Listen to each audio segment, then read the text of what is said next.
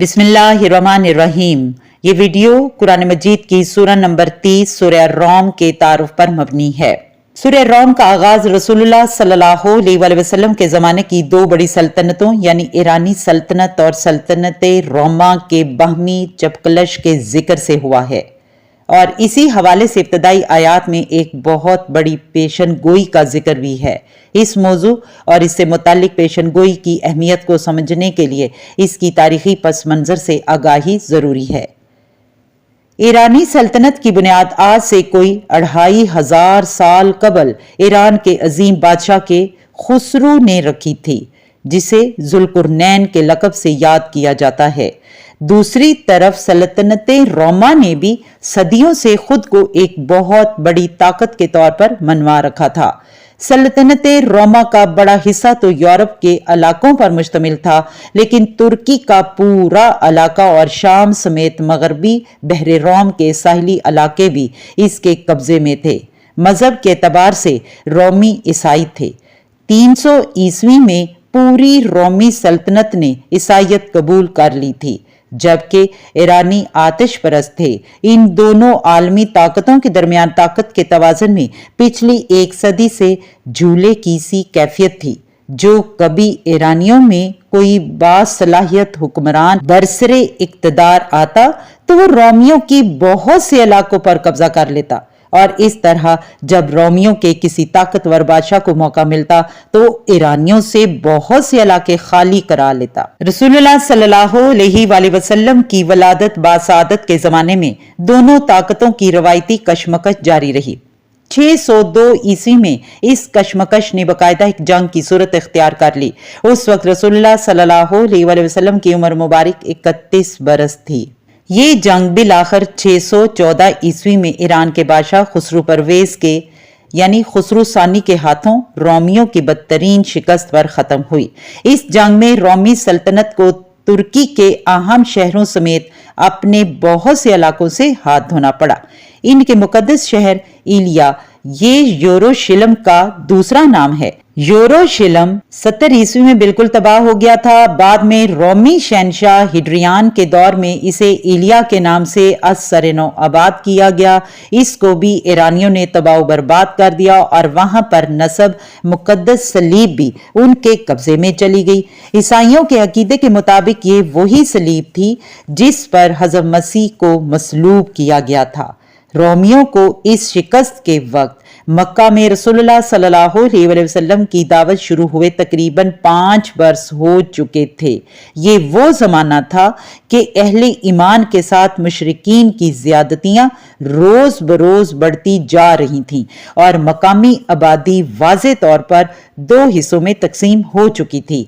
ईरानियों और रोमियों की जंग में मुशरिकीन मक्का की हमदर्दियां ईरानियों के साथ थीं, इसलिए कि वो ईरानियों को आतिश परस्त यानी मुशरिक होने की वजह से अपना हम मजहब ख्याल करते थे।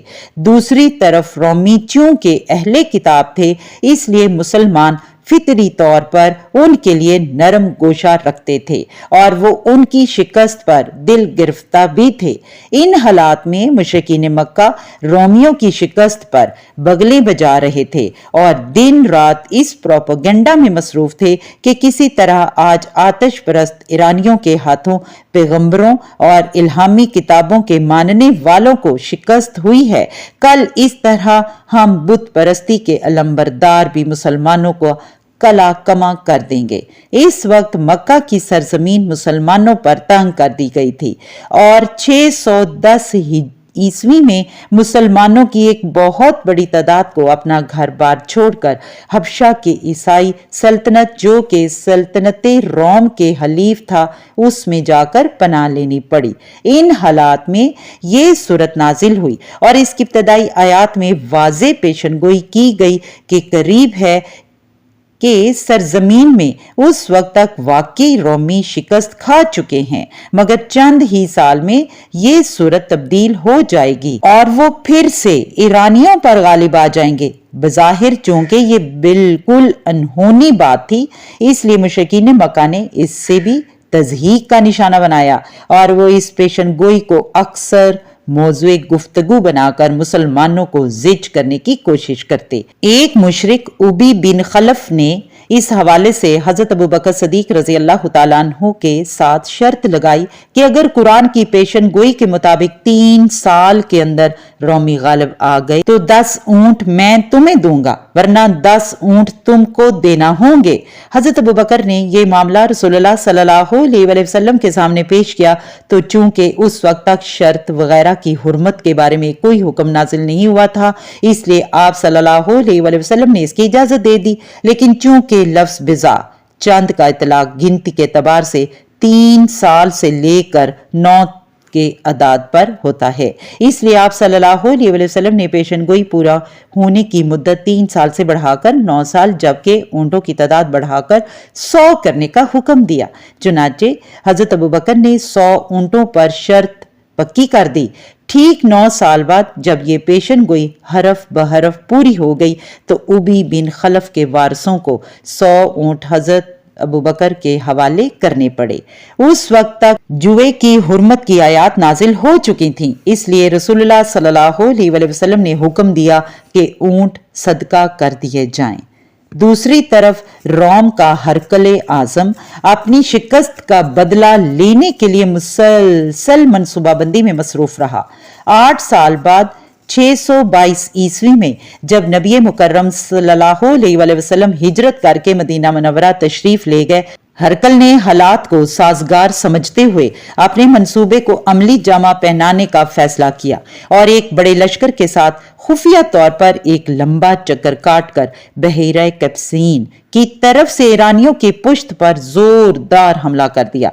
ईरानियों के लिए यह हमला बिल्कुल गैर मुतवक्की था, चुनाचे वो इसकी ताब ना ला सके। नतीजतन इस मार्के में जिल्लत अमेज शिकस्त हुई और हरकल इनसे अपने मकबूजा इलाके वागजार कराने में कामयाब हो गया। इसी साल अल्लाह की मदद से बदर में मुसलमानों को भी फतह यानी अल फुरकान नसीब हुई और इस तरह इन आयात की दोनों पेशन गोइयां हरफ बहरफ साबित हो गईं और पूरी हो गईं। अल्लाह रब्बुल इज़्ज़त से दुआ है कि अल्लाह तू हमें भी दीन की सही समझ बूझ और इस पर अमल करने की तौफीक अता फरमा। आमीन।